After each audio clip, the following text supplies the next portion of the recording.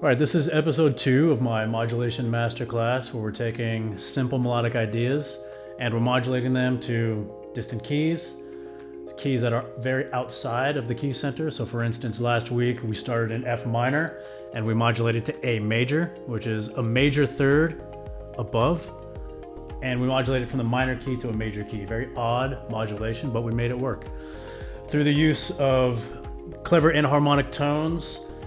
For instance, we had an A flat and we turned it into a G sharp, which led to an E dominant 7 over G sharp, which modulated nicely to the A major. And this week we're going to do something similar. We're going to start in E flat minor, and we're just going to see where we go and try to expand our harmonic palette, add a little bit of color to your compositions. So let's go ahead and get started. Here's our melody. We're in E flat minor. As you can see, this melody only consists of the 1 chord, the 4 chord, and the 5 chord. Now, if you're not familiar with secondary dominants, you'll see this C half diminished 7 over E flat chord. Basically just functions the same as a 5 chord. It's the 5 of a 5. In this case, the B flat is the dominant chord in E flat minor. So we're just using this C half diminished 7 over E flat chord as an extension of the 5 chord.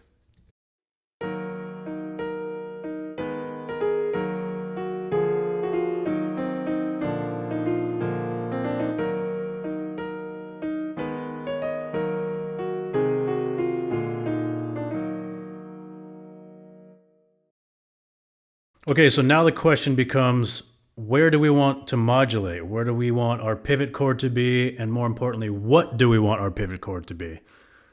Well, if we look here, we've got the first 4 measures pretty much outlines the rhythmic and the melodic idea. So we can leave that in place. But this B flat 7 over D chord, I think we can do something with. Now you'll notice the downbeat of the measure is an A flat, the 7th of B flat. Now let's explore what other chords have A flat or anharmonically G sharp in them. So we've got B flat dominant 7, F minor, D flat major. We've got B flat minor 9, F minor 7, D flat major 7. Now switching to the sharps, we've got C sharp minor, A major 7, D with a sharp 11, C sharp minor 7, A major 9, D major 9 sharp 11, and then some of the more outside chords like C augmented, F sharp with an added 2, and E major. Now these aren't all of the possibilities, but these are just some of them. So for this example, I've decided to use E major. A, because it sounds cool. Okay, it's the Neapolitan chord in E flat minor. And B, because it functions as a tritone substitution. Now, if you're not familiar with tritone substitution, it's very popular in jazz. If you're resolving at a 2-5-1, let's say you're in C major, you've got the D minor 7 to a G7 to a C. Instead of using the G7, you would substitute that for, let's say, a D flat major 7 chord, because they're a tritone away. G to D flat is a tritone. So for this instance, instead of the B flat 7 over D, we're going to use a tritone away, which is E major, and then that's going to resolve to, I don't know, somewhere else, but let's check it out, see what we've got.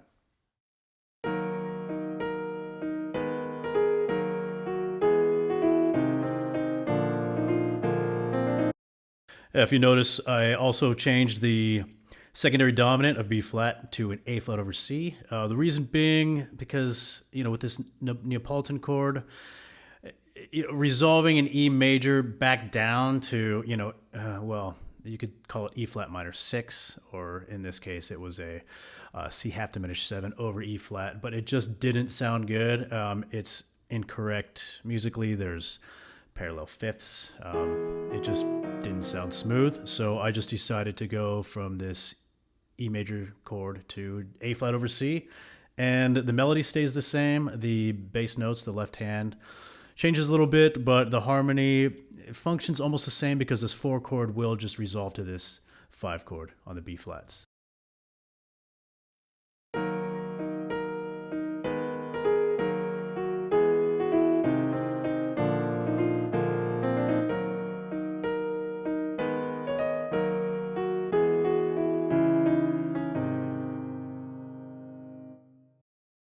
Now let's take a look at the difference between this cadence and the one we had before.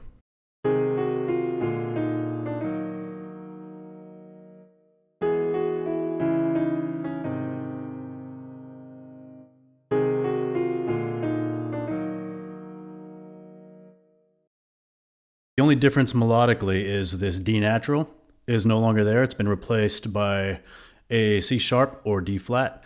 Now this is basically just a plagal cadence in A flat. We could end the piece here and just call it a day, or we could treat this G sharp as a 5 chord, and let's start the melody again in C sharp minor.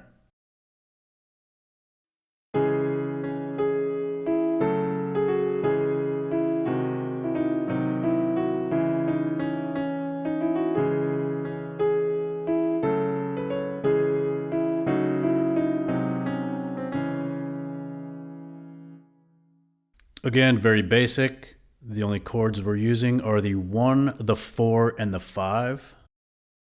And for this D sharp half diminished 7 over C sharp chord, 2 chords function as 5 chords, so we can also call this just an extension of the 5 chord.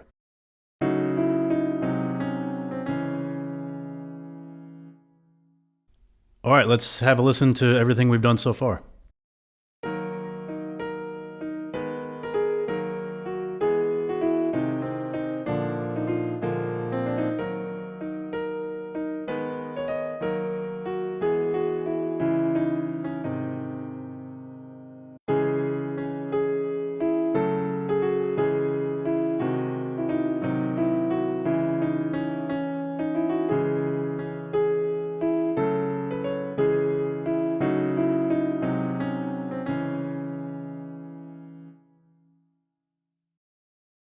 So for this B section in C sharp minor, I want to modulate a little bit sooner than we did in E flat minor. If you notice right here, we're modulating to F sharp minor using common keys that both C sharp minor and F sharp minor share. Now before we modulated using a Neapolitan chord, the E major in E flat minor, and here we're doing the exact same thing. We've got a D major in C sharp minor, the Neapolitan, which is also the 6th chord in F sharp minor. We've got B major, the 7 chord in C sharp minor, and also the 4 chord in F sharp minor. So we're going to transition right here into our new key of F sharp minor using a very similar pivot chord that we used last time.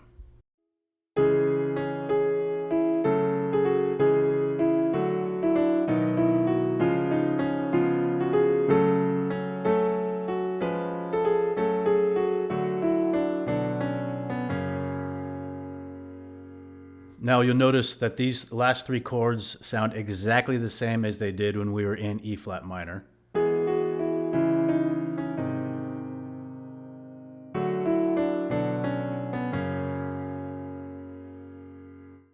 We're using the same type of cadence, we're just a whole step down.